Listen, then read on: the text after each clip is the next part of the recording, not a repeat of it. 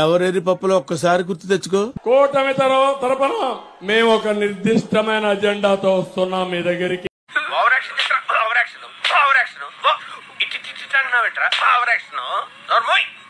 మంచి hot scene వస్తుంది. ఆ నిర్దిష్టమైన అజెండా మీరు చూస్తే సూపర్ 6 మనం హామీలు ఇచ్చాం, సూపర్ 6 చెప్పాం. చూస్తే భయం వేస్తా ఉంది. ఏమైందిరా? ముందు కదలలేకపోతున్నాం.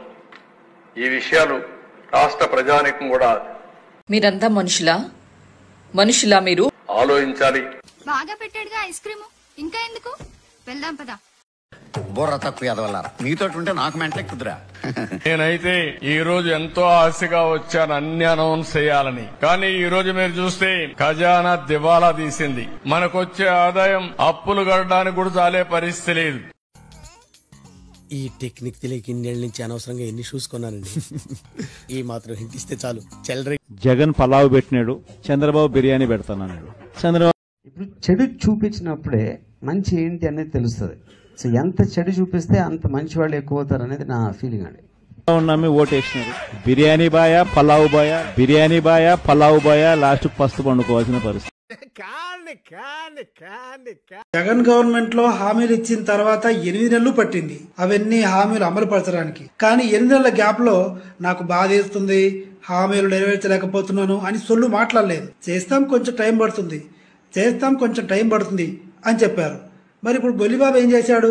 2 నెలలు కాకముందే ఈ మాత్రం దానికి ఇంత షాక్ అవుతాడేంట్రా? ఇలాంటివి మా దగ్గర చాలా ఉన్నాయి. నా గురించి చెప్పలేదా బాబుకి? బాధగా ఉంది. ఖజానాలో డబ్బులు లేవు, లక్షల కోట్ల అప్పులు అయ్యాయి అని చెప్పాడు. అంటే ముందు బొత్తు బిక్తున్నాడా?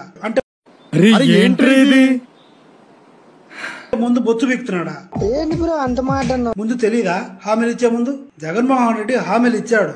8 నెలలు టైం పట్టింది, రైట్. కానీ 8 నెలల వరకు నా చేత కాదు అని చెప్పలేదు. మగాడిలాగా మగాడు పని చేశాడు. That's what I want. ఇప్పుడు సూపర్ 6 అంటే భయం వేస్తుందని చంద్రబాబు నాయుడు గారు అంటున్నారు. నా ఉద్దేశం ఏంటని నేను ముందే చెప్పా. ఇప్పుడు ఆయనకి భయం వేస్తుంది చంద్రబాబు నాయుడు గారికి. నేను ముందే చెప్పాను, వీళ్ళు దొంగ మాటలు నమ్మకండి, జాబ్ కావాలి,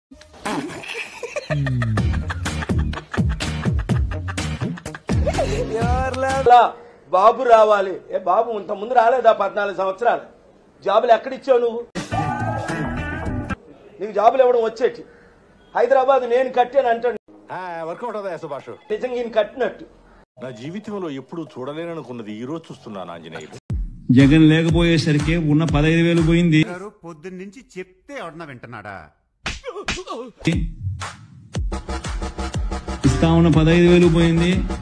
ముందుంది ముసళ్ల పండగ. అమ్మఒడి అని పేరు మార్చి దానికి తల్లికి వందనం అని చెప్పి పేరు పెట్టారు. తల్లికి వందనం అని పేరు పెట్టినారు. ఆ తల్లికి శతకోపం పెడతా ఉన్నారు. Happy birthday to me. Jagan ముఖ్యమంత్రి అయ్యాక ఉప్పు, పప్పు, నూనె, పల్లీలు అన్ని ధరలు విపరీతంగా పెరిగాయని చంద్రబాబు ప్రచారంలో ఊదరగొట్టారు. తాను అధికారంలోకి వస్తే అన్ని ధరలు తగ్గిస్తా అన్నారు.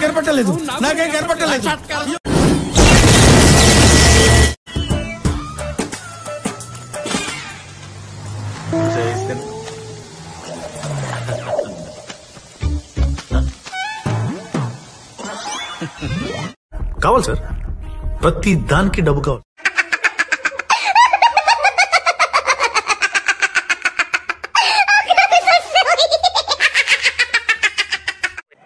మరి ఇప్పుడు జగన్ దిగిపోయాడు కదా, చంద్రబాబు ముఖ్యమంత్రి అయ్యారు కదా, మరి రేట్లు తగ్గాలి కదా.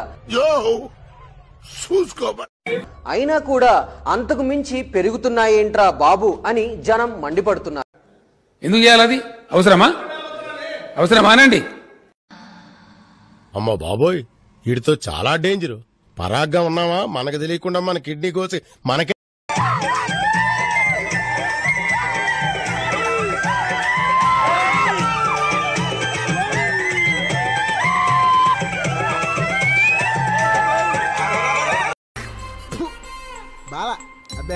మాకు భాగ్యం సాబ్, ఒక్కటిచ్చుకోండి సాబ్. తప్పదు సాబ్, ఒక్కటిచ్చుకోండి సాబ్.